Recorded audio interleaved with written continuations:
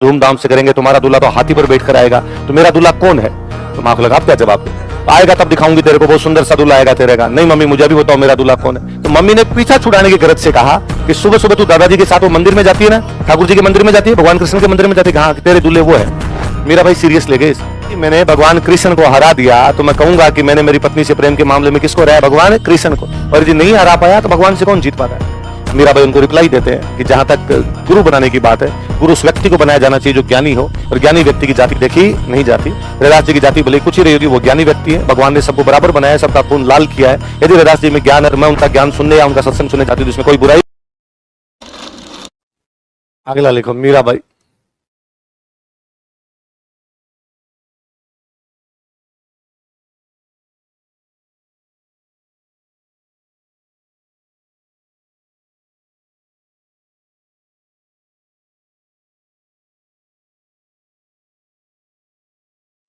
अगले कौन है? मीरा भाई। मैं थोड़ी बातें लिखता हूं, आप उतारिए, फिर अपने बात करेंगे।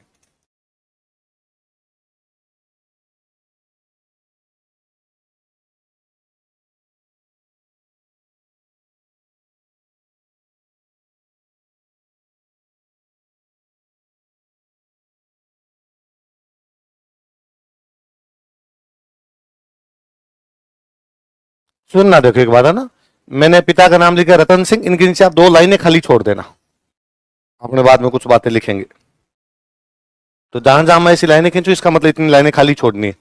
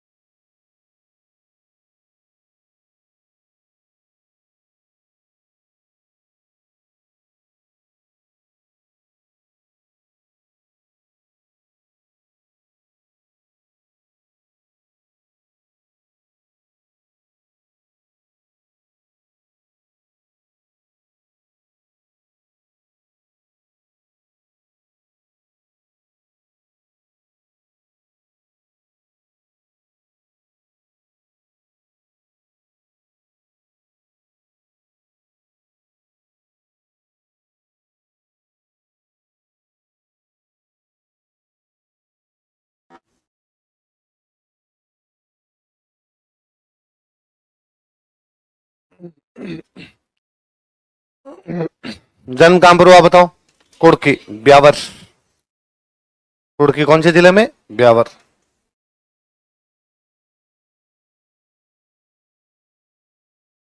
पिता का नाम क्या था? रतन सिंह। अब 2 लाइनें खाली छोड़ी हमने, क्या लिखना देखो सुनना। रतन सिंह जो थे, वही कुड़की के पास में एक जगह पड़ती है बाजोली। कौन सी जगह है? बाजोली के सामंत थे। कहां के सामंत थे?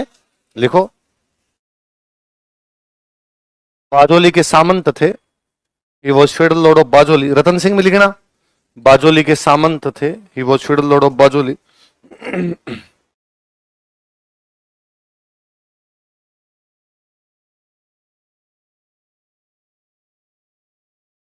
खानवा की लड़ाई भी थी। खानवा राणा सांगा के नेतृत्व में राजस्थान के सारे लोग लड़ने के लिए गए थे, उसमें मीराबाई के पिताजी भी गए थे, उस लड़ाई में काम आए थे। तो कौन सी लड़ाई में काम आए? लिखो, खानवा के युद्ध में लड़ते हुए मारे गए थे। रतन सिंह में एक बात और लिखना, खानवा के युद्ध में लड़ते हुए मारे गए थे। He died while fighting in battle of Khanwa. Khanwa के युद्ध में लड़ते हुए मारे गए थे। He died while fighting in battle of Khanwa. Khanwa के युद्ध में लड़ते हुए मारे गए थे। He died while fighting in battle of Khanwa. Mummy का नाम क्या था? वीर कंवर। दादाजी का नाम क्या था? दूधाजी। दूधाजी मेड़ता के राजा थे। कहां के राजा थे? इसलिए मीराबाई का पालन पोषण कहां पर हुआ था? मेड़ता। इसलिए मीरा का नाम ही जुड़ गया, मीरा मेड़तणी।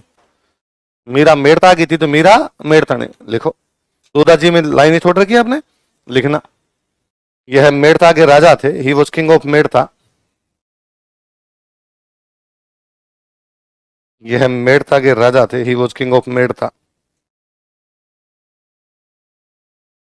इसलिए मीराबाई का पालन पोषण मेड़ता में किया गया था, या मेड़ता में हुआ था। So Mirabai was brought up at Merta.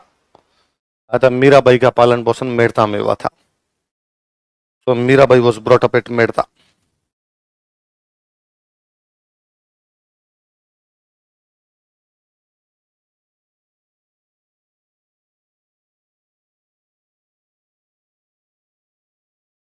जी का नाम क्या था? भोजराज। मेवाड़ के जो राणा सांगा थे उनके सबसे बड़े बेटे थे भोजराज। भोजराज के ब्रैकेट में लिखो, राणा सांगा के पुत्र, son of Rana Sanga.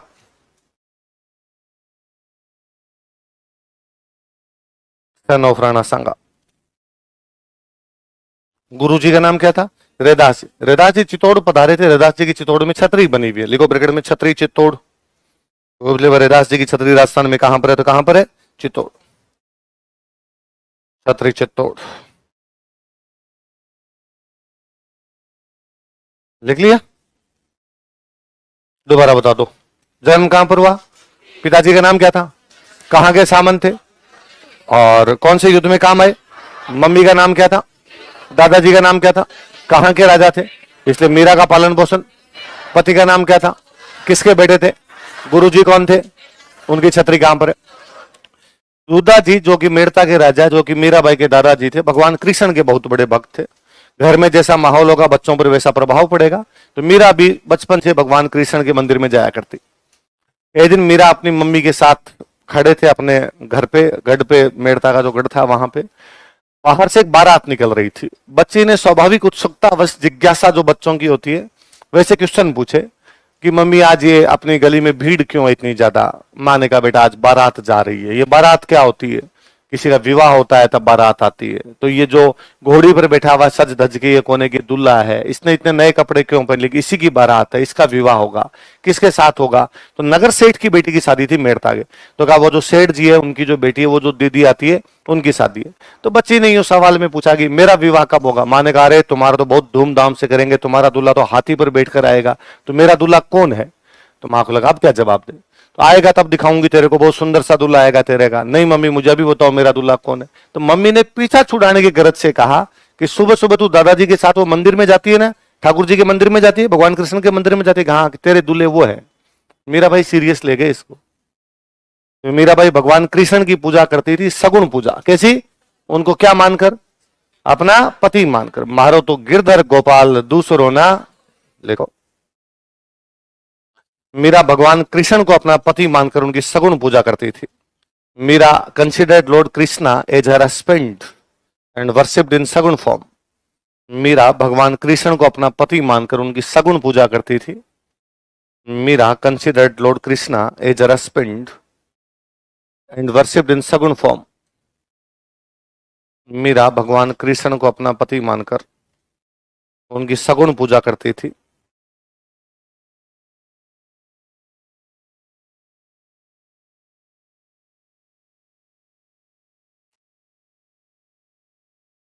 Meera worshipped lord Krishna as her husband, consider lord Krishna as her husband and worshipped in saguna form. समय अंतराल पर मीरा बड़े हुए तो मीरा की शादी की गई भोजराज के साथ। भोजराज मेवाड़ के राजा राणा सांगा के सबसे बड़े बेटे थे। मीराबाई जब शादी के बाद अपने ससुराल चित्तौड़ पधारे, तब मेवाड़ की राजधानी कौन सी थी? चित्तौड़। तो उन्होंने भोजराज जी को कहा कि भाई संसार में जो जो जन्म लेता है उनको सांसारिक नियमों का पालन भी करना पड़ता है। सांसारिक नियमों के पालन में गृहस्थ जीवन भी है, इसलिए गृहस्थ जीवन में भी आना पड़ता है, शादी विवाह भी करने पड़ते हैं। क्योंकि मैं भी एक मनुष्य हूं तो मेरी भी आपके साथ शादी हुई है। और सच्ची सच्ची बात यह, इन सांसारिक नियमों में, इस गृहस्थ जीवन में मेरा कोई मन नहीं है। भोजराज बड़े महान व्यक्ति हुए। भोजराज ने मीराबाई को इस बात की पूरी लिबर्टी दी, पूरी छूट दी कि आपको घर गृहस्थी के पचड़ों में, सांसारिक जीवन में पड़ने की कोई आवश्यकता, आप भगवान की भक्ति किया कीजिए। इवन भोजराज खुद भगवान की भक्ति में लग गए थे। कहते हैं कि एक बार भोजराज को उनके दोस्तों ने कहा था कि भोजराज हमने सुना है कि तुम्हारी पत्नी तुमसे कम प्यार करती है और भगवान कृष्ण से अधिक प्यार करती है। भोजराज ने उनको रिप्लाई दिया था कि तुम इस बात को भी तो देखो कि मेरी पत्नी से प्रेम के मामले में मेरी टक्कर भगवान कृष्ण से आनिए बानिए से तो करती नहीं है। अब यदि मैंने भगवान कृष्ण को हरा दिया तो मैं कहूंगा कि मैंने मेरी पत्नी से प्रेम के मामले में किसको हराया? भगवान कृष्ण को। और यदि नहीं हरा पाया तो भगवान से कौन जीत पाता है? तो भोजराज बड़े महान व्यक्ति हुए। खातोली और बाड़ी के युद्ध होते हैं राणा सांगा के इब्राहिम लोदी के साथ। भोजराज उन युद्धों में घायल होते हैं, घायल होने के बाद भोजराज की मृत्यु हो जाती है। मीराबाई का सांसारिक जीवन से थोड़ा बहुत जो कनेक्शन था वो भोजराज के माध्यम से था। भोजराज की मृत्यु के बाद मीराबाई पूरी तरीके से भगवान भक्ति में लग गए। भोजराज की मृत्यु के थोड़े दिन बाद खानवा की लड़ाई है। खानवा की लड़ाई के अंदर उनके पिता रतन सिंह जी शहीद हो जाते हैं। खानवा की लड़ाई के 5-7 महीने बाद, लगभग साल भर बाद में, राणा सांगा 1528 में जनवरी को शहीद राणा सांगा की मृत्यु हो जाती है। परिवार में लगातार इतनी मृत्यु के बाद में व्यक्ति वैसे ही भगवान भक्ति में चला जाता है। मीरा तो पहले से लगी हुई थी तो और ज्यादा लग गई। सांगा की मृत्यु के बाद मीराबाई के एक देवर मेवाड़ के राजा बनते हैं रतन सिंह। कौन बनते हैं? मीराबाई के पिता का नाम भी रतन सिंह था और उनके देवर का नाम भी क्या था? रतन सिंह। रतन सिंह की 3 साल बाद मृत्यु हो जाती है। रतन सिंह की मृत्यु के बाद मीरा के एक और देवर राजा बनते हैं, विक्रमादित्य। कौन बनते हैं? उन दिनों रैदास जी महाराज चित्तौड़ पधारे हुए थे। मीराबाई रैदास जी के सत्संग सुनने के लिए जाया करते थे। विक्रमादित्य ने इन बातों पर ऑब्जेक्शन किया। विक्रमादित्य का ऑब्जेक्शन यह था कि राज परिवार की महिला घर से बाहर नहीं जा सकती, विधवा महिला इसलिए घर से बाहर नहीं जा सकती। रैदास जी एक दलित जाति के व्यक्ति, उनको आप अपना गुरु नहीं बना सकते। मीराबाई उनको रिप्लाई देते हैं कि जहां तक गुरु बनाने की बात है, गुरु उस व्यक्ति को बनाया जाना चाहिए जो ज्ञानी हो, और ज्ञानी व्यक्ति की जाति देखी नहीं जाती। रैदास जी की जाति भले कुछ ही रही होगी, वो ज्ञानी व्यक्ति है। भगवान ने सबको बराबर बनाया है, सबका खून लाल किया है। यदि रैदास जी में ज्ञान है, मैं उनका ज्ञान सुनने या उनका सत्संग सुनने जाती हूँ तो इसमें कोई बुराई नहीं है। जहां तक तुम्हारे इन सवालों के जवाब है कि राज परिवार की महिला, विधवा महिला होने के नाते में बाहर नहीं जा सकती, मैं तुम्हारे इन सांसारिक नियमों को मानती नहीं हूँ। वहां विक्रमादित्य और मीराबाई में थोड़े टकराव दिखते हैं। मीराबाई चित्तौड़ छोड़कर वापस पीहर लौट जाते हैं, मेड़ता। मेड़ता में उन दिनों मीराबाई के भाई राज कर रहे थे, जयमल। कौन कर रहे थे? जयमल खुद भगवान कृष्ण के बड़े भक्त हुए। मीरा ने जयमल से कहा कि भैया, मैं भगवान कृष्ण के जो जो बड़े मंदिर है वहां दर्शन करना चाहती हूँ, कृष्ण भगवान के जहां जहां रहे थे वहां जाना चाहती हूँ। मीरा के साथ मेड़ता के कुछ लोग और गए। मीराबाई वृंदावन, मथुरा और द्वारिका की यात्रा करती। कहां कहां की? कहते हैं जिन दिनों वो वृंदावन पहुंचे थे उन दिनों वृंदावन में एक जीव गोस्वामी जी महाराज नाम करके बड़े संत रहा करते थे। मीराबाई जब वहां पहुंचे तो उन्होंने कहा कि गोस्वामी जी महाराज को कहो कि मंदिर में आगे पूजा पाठ करवाए। जाके कहा लोगों ने कि भाई गोस्वामी जी महाराज, मीराबाई चित्तौड़ की रानी और मेड़ता की राजकुमारी पधारी है, आपको बुला रही है कि मंदिर में पूजा पाठ किया जाए। गोस्वामी जी महाराज ने उन दिनों कसम ले रखी थी कि वो किसी महिला का चेहरा नहीं देखेंगे। इवन जब वो पूजा करने के लिए सुबह मंदिर में जाते थे तो मंदिर में पट बंद कर दिए जाते, पर्दे लगाए जाते, वो पूजा करते, उसके बाद पर्दे खोले जाते, तब महिलाएं एंट्री लेती। जब तक वो पूजा करते तब तक किसी महिला की एंट्री उसमें होती नहीं थी। गोस्वामी जी ने कहा मीरा को जाकर कहो कि मैंने व्रत ले रखा, मैंने प्रण ले रखा कि मैं किसी महिला का चेहरा देखता नहीं हूं, इसलिए मैं मीरा के लिए पूजा नहीं कर सकता। मीराबाई गोस्वामी जी के पास वापस रिप्लाई करवाती है कि गोस्वामी जी, मीरा का ये कहना है कि इस दुनिया में पुरुष एक ही है, भगवान कृष्ण, इसके अलावा मीरा को सब महिलाएं नजर आते हैं, इसलिए आप भी आ जाइए, आप मीरा को महिलाएं दिखते हैं। गोस्वामी जी ने आगे दंडवत प्रणाम कर लिया था। कोई इतना एकाकार कैसे हो सकता है कि उसको उस एक के अलावा दूसरा दिखना ही बंद हो जाए और कुछ दिखता ही नहीं हो, कि केवल है वो भगवान कृष्ण ही, इसके अलावा मेरे लिए और कोई भी नहीं है। यहाँ से फिर वृंदावन से द्वारिका जाते हैं और द्वारिका में फिर अपने साथ वालों को कहते हैं कि आप जाइए, मैं वहीं रहूंगी। द्वारिका में भगवान कृष्ण का एक बहुत फेमस मंदिर है, रणछोड़ मंदिर। कौन सा है? भगवान कृष्ण जब मथुरा के राजा हुआ करते तब एक बार समाचार मिला कि जरासंध मथुरा पर अटैक करने वाला है। कौन? भगवान कृष्ण को लगा कि इस अनाहक लड़ाई में, इस युद्ध के अंदर जिसके अंदर कुछ भी होना जाना नहीं है, यहां पर अपने को लड़ना नहीं चाहिए। और भगवान कृष्ण जो है मथुरा छोड़ के चुपचाप कहां चले गए थे? द्वारिका। वो युद्ध छोड़ के चले गए थे, इसलिए क्या कहलाए? उन्होंने रण छोड़ कहलवाना पसंद कर लिया था, लेकिन फालतू में रक्तपात किया नहीं था। मीरा वहीं रह जाते हैं। कहते हैं कि मीरा साथ वाले जब लौट गए, मीरा कई दिन तक नहीं आए, उनको बुलाने के लिए वापस 5 पंडित जी भेजे गए। उन्होंने जाकर कहा मीरा को कि आप चलो। मीरा ने जब मना किया तो उन्होंने कहा आप नहीं चलोगे तो हम यहाँ भूख हड़ताल पर बैठेंगे। मीरा को लगा कि यदि भूख हड़ताल पर एक भी पंडित जी की मृत्यु होगी, ब्रह्म हत्या का पाप लगेगा। उनका पंडित जी एक बार रुकिए, मैं भगवान कृष्ण से आज्ञा लेके आती हूँ, फिर आपके साथ चल लूंगी। ऐसा कहा जाता है कि संभवतः मीरा ने भगवान कृष्ण की मूर्ति के आगे जाके यही हाथ जोड़े कि सांवरिया, वापस में जाना नहीं चाहती, यदि नहीं गई तो पंडित जी भूख हड़ताल पर बैठेंगे, ब्रह्म हत्या का पाप लगेगा, तू जाने तेरा काम जाने। ऐसा कहते हैं कि मीराबाई द्वारिका के रणछोड़ मंदिर की मूर्ति में मिल गई थी। कहानियां हमारी यह तक कहती है कि पंडित जी ने थोड़ी देर बाद जब मंदिर के अंदर जाके देखा, जब मीरा कई देर तक नहीं लौटे, तो पूरी मीरा उस मूर्ति में विलीन हो रही थी, उनका दुपट्टा अंदर सरकता सरकता उसमें जा रहा था।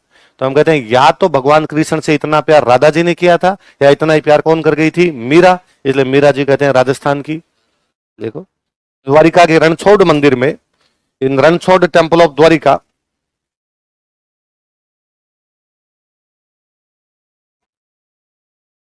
द्वारिका के रणछोड़ मंदिर में, in Ranchhod temple of Dwarka, Meera भगवान कृष्ण की मूर्ति में समा गई थी। Meera got merged in idol of lord Krishna. Meera भगवान कृष्ण की मूर्ति में समा गई थी। Meera got merged in idol of lord Krishna. Meera भगवान कृष्ण की मूर्ति में समा गई थी। Meera got merged in idol of lord Krishna. Line change करके लिखो। इन्हें राजस्थान की राधा कहा जाता है। She is known as Radha of Rajasthan. इन्हें राजस्थान की राधा कहा जाता है। She is known as Radha of Rajasthan.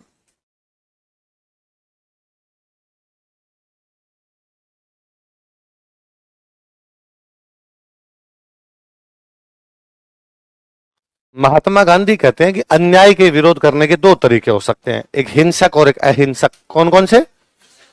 अन्याय का विरोध करने का एक हिंसक तरीका, आप हथियार लेके सामने वाले खड़े हो जाओ। एक अहिंसक तरीका है जो कहता है मैं तो करूंगा, यदि तुम्हें रोकना है तो रोक लीजिए। जैसे गांधी जी को अंग्रेजों ने कहा कि आप नमक नहीं बना सकते, गांधी जी ने कहा मैं नमक बनाने के लिए रवाना हो रहा हूं अहमदाबाद से, इतने बजे इतनी तारीख को इतने लोगों के साथ रवाना होऊंगा, मैं जाऊंगा, आपको जो अपना काम करना कर लीजिए। हिंसक तरीका था। गांधी जी अपने इन अहिंसक तरीकों को नाम देते हैं सत्याग्रह। क्या नाम देते हैं? सत्य का मतलब होता है न्याय, आग्रह का मतलब होता है प्रयास करना। सत्य का मतलब क्या होता है? न्याय। आग्रह का मतलब, इसका मतलब गांधी जी कहते हैं कि मैं किसके लिए प्रयास कर रहा हूं? न्याय के लिए प्रयास कर रहा हूं, मैं सत्य के लिए प्रयास कर रहा हूं। इसलिए उन्होंने अपने उन आंदोलनों को क्या नाम दिए थे?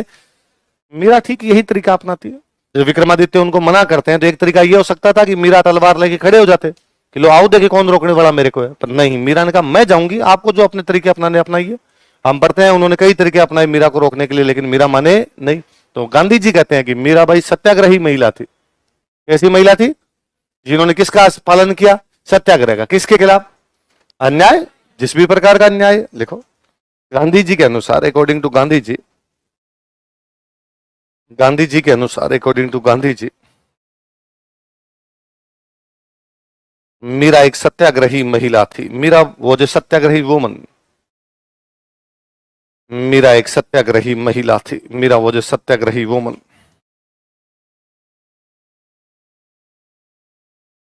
मीरा एक सत्याग्रही महिला थी। मीरा वो जो सत्याग्रही वुमन। पुस्तकें लिखो।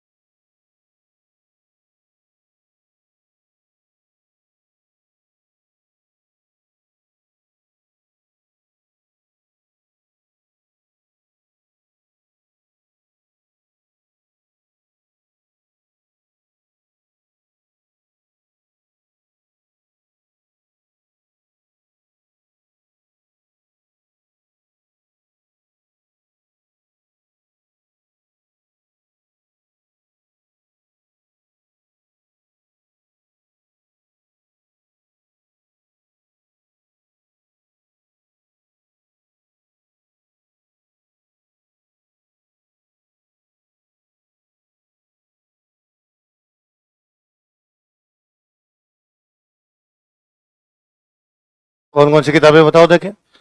अरावली, गीत गोविंद, रुक्मणी मंगल, सत्यभामा, रूषण। एक और लिख लेना, नरसिंह जीरो मायरो। अभी हम कहानी सुन रहे थे, नरसिंह जीरो मायरो, नानी बाई रो मायरो।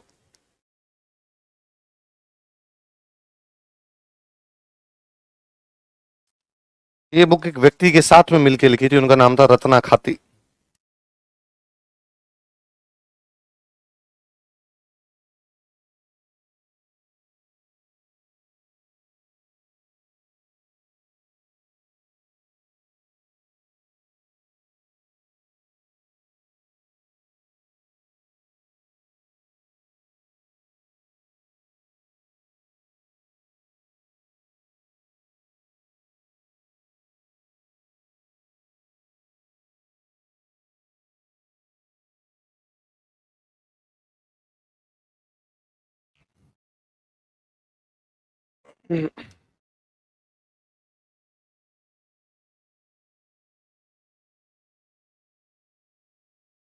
कौन कौन सी किताब बताओ देखिए? अरावली, नरसिंह जीरो, पदावली जिसमें फुटकर पद लिखे थे छोटे छोटे इन्होंने, जैसे कभी आपने सुना हो तो पायो जी मैंने राम रतन धन पायो, ये उनके पद है कई तो पदावली। गीत गोविंद मतलब गोविंद के गीत लिखे, मारो तो गिरधर गोपाल दूसरो ना कोई।